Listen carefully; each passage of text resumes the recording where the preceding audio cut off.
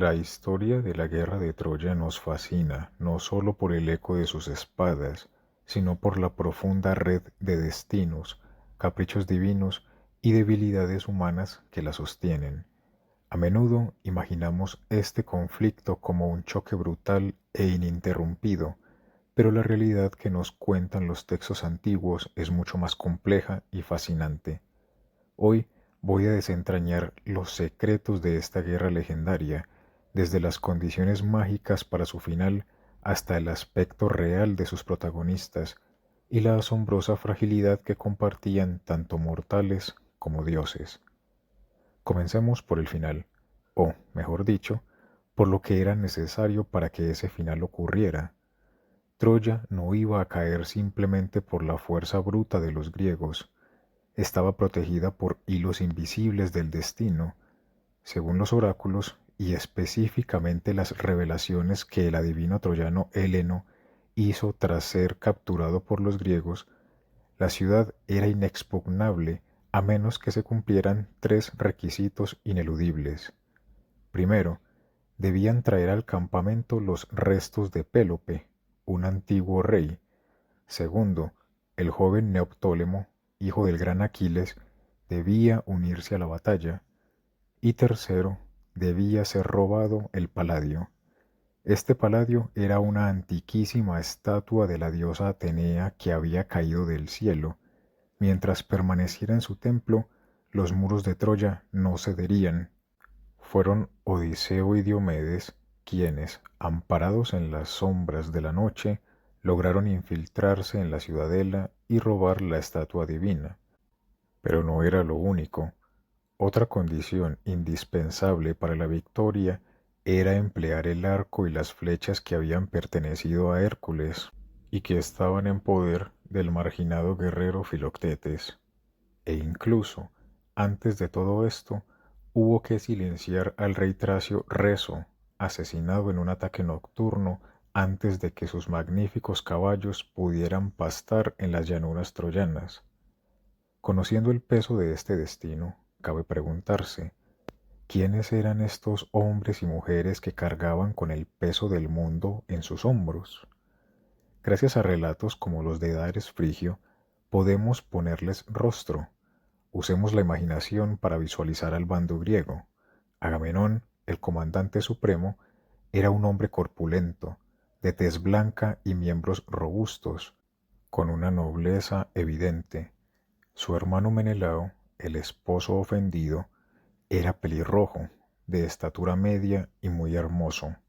Aquiles, el guerrero letal, imponía con su pecho ancho, sus cabellos oscuros y rizados y un rostro sorprendentemente alegre. A su lado, el astuto Odiseo no destacaba por su altura, que era media, pero sí por su mirada inteligente y su carácter engañoso, y frente a ellos, el colosal Áyax Telamonio, de voz atronadora y pelo rojo. Al otro lado de las murallas, los troyanos no se quedaban atrás. El anciano rey Príamo aún conservaba un rostro hermoso, un cuerpo corpulento de tez morena y una voz sumamente dulce. Su hijo Héctor, el escudo de Troya, tenía la tez blanca y el pelo rizado, y aunque era tartamudo y visco, su rostro inspiraba una inmensa veneración. Paris, el causante del conflicto, era esbelto, blanco, de ojos hermosísimos y un cabello suave y rubio. Eneas destacaba por su pelo rojizo, sus ojos negros y alegres y su gran elocuencia. ¿Y las mujeres?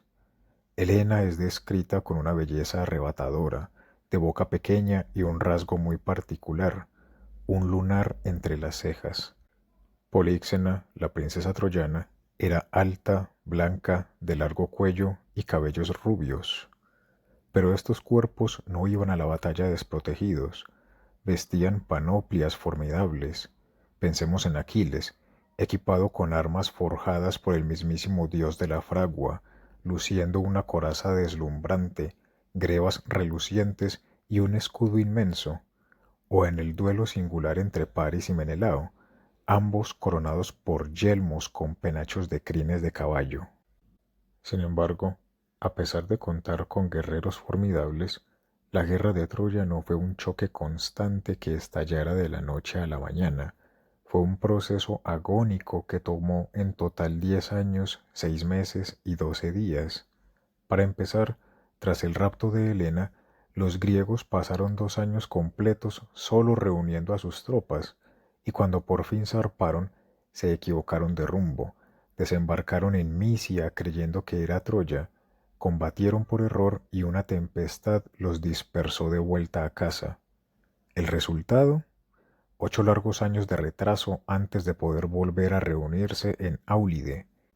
Y una vez en Troya, no todo fue derramamiento de sangre. Hubo constantes misiones diplomáticas e intención de paz. Antes del asedio final, Odiseo, Menelao y Palamedes fueron a exigir pacíficamente la devolución de Helena, y a lo largo del conflicto, la guerra se detuvo muchísimas veces por la pura necesidad humana de sobrevivir. Hubo treguas para enterrar a los muertos, para recoger cosechas y curar a los heridos. El rey Agamenón llegó a pedir una tregua de hasta 3 años, y luego se pactaron otras de 6 meses o de 30 días. Hubo incluso un momento en el que el derramamiento de sangre general estuvo a punto de evitarse mediante un duelo a muerte entre Paris y Menelao, un pacto sagrado que fue roto a traición por una flecha del troyano Pándaro. Pero, ¿por qué se rompían estas treguas? Porque los humanos no actuaban solos. La intervención de los dioses era constante y, a menudo, caprichosa. Su presencia se sentía desde el inicio, como cuando el adivino Calcante interpretó el presagio de una serpiente devorando a 8 gorriones y a su madre, revelando que Troya caería recién en el 10.º año. En el campo de batalla, los dioses protegían a sus favoritos alterando las leyes de la naturaleza. Afrodita envolvió a Paris en una espesa bruma para salvarlo de la muerte segura ante Menelao, y Apolo cubrió el cadáver de Héctor con una nube oscura para evitar que el sol lo corrompiera. Sin embargo, aquí llegamos a uno de los puntos más fascinantes de este mito: la tremenda fragilidad de los dioses cuando toman forma corpórea o interactúan con la materia física. Los dioses no son intocables. En plena batalla, el mortal Diomedes logró herir a la mismísima Afrodita en la muñeca y luego atravesó el bajo vientre del temible dios de la guerra, Ares. De sus heridas no brotó sangre humana, sino ícor, el fluido inmortal, evidenciando que, como no consumen pan ni vino, su biología es distinta, pero no están exentos de sentir un dolor agudo y real. Esta vulnerabilidad divina se complementa con algo que el poeta Hesíodo nos revela: la divinidad también puede tener un fin. Nos cuenta que seres como las ninfas, aunque vivían muchísimo más que los mortales, calculando su edad en múltiplos de la vida del ciervo, el cuervo o el ave fénix, finalmente tienen un límite, y esta misma fragilidad opera en sentido inverso cuando un dios posee o infunde fuerza en un humano.